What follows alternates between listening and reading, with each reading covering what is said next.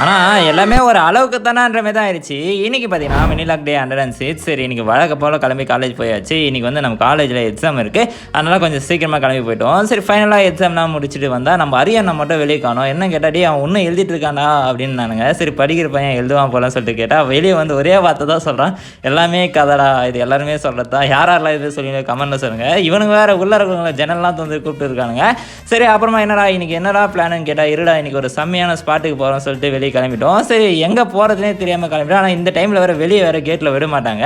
சரி இப்போ எங்கே இவ்வளோ வேகமாக தானே போகிறாங்க, அவங்கவுங்க வண்டி எடுக்கிறதுக்காக ஒரே வண்டியில் போகிறானுங்க, சேரோடில் போகிற மாதிரி. சரி அப்புறமா வண்டி எங்கே விட்டுனே தெரியாமல் தாண்டி போயிட்டார் அரியண்ணன். அப்புறமா வண்டி எடுத்துக்கிட்டு சரி அப்புறம் வெளியே விடலடா, இங்கேயே தானே இருக்கணும் அப்படின்னு சொல்லிட்டு இருந்தான். அதெல்லாம் நான் கூப்பிட்டு போகிறேன்னு சொல்லிட்டு அப்புறமா வெளியே ஒருத்தன் போயிட்டான். அவன் ஒரு ரூட்டு சொன்னான். அப்புறமா பக்கத்து காலேஜ் வெளியே போயிட்டோம். சரி அங்கே போய்ட்டு எங்கே போகிறதுன்னு பிளான் போட்டுருந்தானுங்க ஒரு 5 நிமிஷமாக. சரி அப்புறம் ஃபைனலாக ஒரு இடத்த முடிவு பண்ணி அங்கே தான் போகலான்னு சொல்லிட்டு கிளம்பி போயிட்டோம். சரி அது மாதிரி சேனல் புதுசாக வந்து உங்கள்கிட்ட பின்னாடி கொஞ்சம் சப்ஸ்கிரைப் பண்ணுறேங்க. அப்புறமா என்ன சாப்பிட்றதுக்காக புது இடத்துக்கு வந்திருந்தோம். சரி எல்லாருமே எதனா ஒரு டிஃப்ரெண்ட்டாக ஆர்டர் பண்ணலாம் பார்த்தா வழக்கம் போல் டிஃப்ரெண்ட்டான்னு சொல்லிட்டு கடைசியில் பிரியாணி தான் ஆர்டர் பண்ணோம்.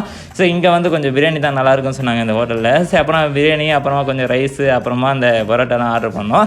அப்புறம் சாப்பிட்டு பார்த்தா கொஞ்சம் நல்லா தான் இருந்தது. சரி கொஞ்சம் டிஃப்ரெண்ட்டாக டைப்பில் சாப்பிட்லான்னு சொல்லிட்டு சேர்வோட மிக்ஸ் பண்ணி சாப்பிட்டா சாம்பார் சாதமே ஆயிடுச்சு. அப்புறமா என்ன நெக்ஸ்ட் என்னடா பிளான்னு கேட்டால், இன்றைக்கி அப்புறமா ஒரு வேலை ஒன்று இருக்கிறான்னு சொல்லிட்டு இருந்தாங்க. இப்போ என்னென்னு பண்ண போகிறேன்னு பார்த்தீங்கன்னா, அரிய பில் பே விட்டு எஸ்கேப் பண்ணலான்னு பார்த்தாங்க. கட்சியில் பார்த்தா இவங்க எஸ்கேப் பண்ண பார்த்தா அரிய எஸ்கேப் ஆகிட்டான்.